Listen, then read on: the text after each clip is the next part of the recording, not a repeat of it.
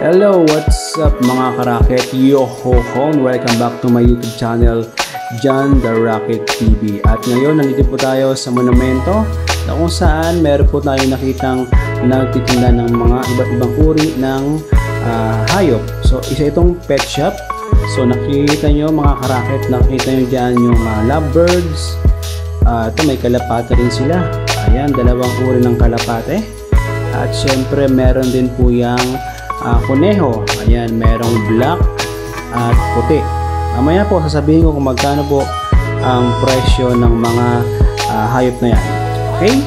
So, andito rin po yung kanilang mga hamster. Ayan, si hamster po is 500 pesos po. Pares na po yan. So, sa mga gusto magalaga ng hamster, meron po sila rito. At syempre, itong lovebirds, no, iba't iba yung presyo nito. Meron ditong 1,000, 1,400 at 500 pesos. So ito yung 1,400 pesos. Kita nyo naman, napakaganda ng kulay at marami kayong pagpipilian. Okay, so pares na po yun, 1,400 para dito sa unang lovebirds. So dito sa taas naman po, meron po tayong 1,000. Ayan, pares na rin po yan. At syempre, ito po yung pinakamura nila, 500 pesos ayon doon sa nagbabantay. So ayan po. At meron din po tayong, ito na nga, yung kanilang kalapate. 500 pesos po yan. Pares na rin po yan. So mamili lang po kayo. Ayan, ano po sila, partner na. Okay, so another lovebirds. I believe ito yung 1,000 pesos. Pares na rin po yan. Ayan, napakaganda naman kanilang mga kulay. At syempre marami rin pagpipilian. And syempre ito, akala ko nung una ito yung Maya.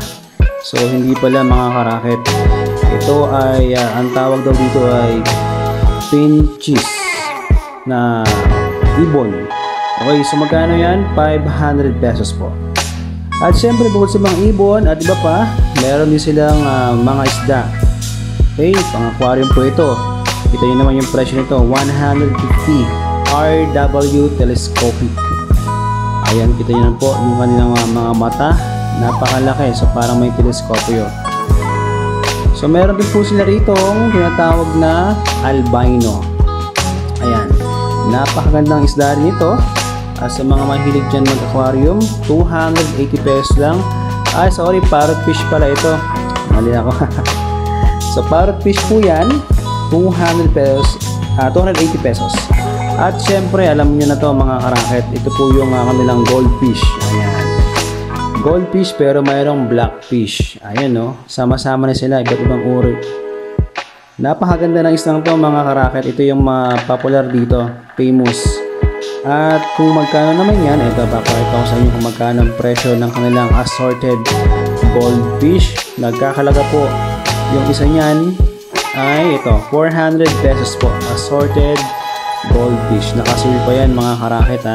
Kita nyo naman, napakaganda po ng kanilang mga goldfish. Talagang gold. Ayan, ito yung puti tsaka pula at orange, napakaganda. At syempre, meron din po silang ito na yung albino. Sure na ako rito, albino ang tawag dito kasi mapuputi. Ayan mga karaket, kita nyo naman, pulang-pula ang mata. Parang mga bambira mga karaket. Albino Oscar for only 180 po ang isa po niyan. Dito lang po yan makikita sa monumento. Malapit po yan sa Grand Central. At syempre, ayan, nakala ko nung una ito yung mga hito na tisoy. So hindi pala mga karaket.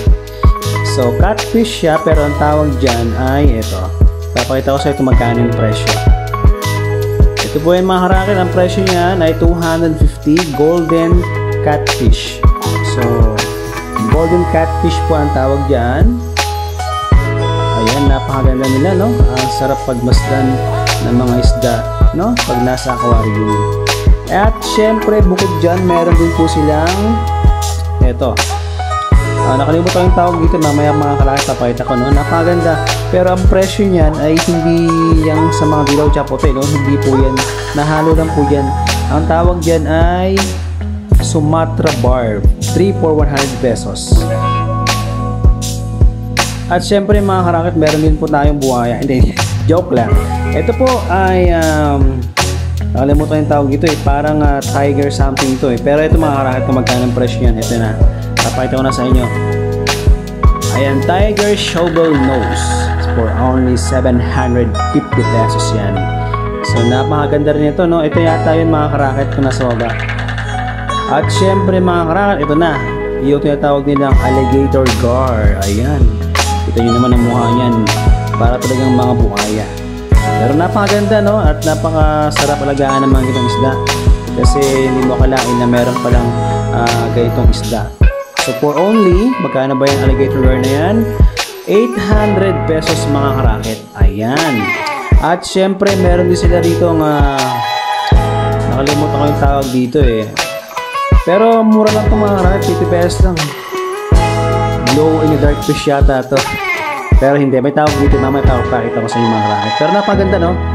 Napakaganda ng mga islang ito. So nakaka-relax dahil sa kanilang mga iba't ibang kulay. This is only for 50 pesos. Ayan, 50 pesos Glow Tetra. Kasi yung mga karaket, kaya punta na kayo dito sa monumento malapit sa SM Grand Central. Bye, bukod to sa isda, meron din silang patindang mga aquarium. Ayan, 15 gallons for only 3,170 pesos. 15 gallons na po ang kasigyan. So marami pang paninda sila mga karaket, no? Hindi ko na maikutan masyado.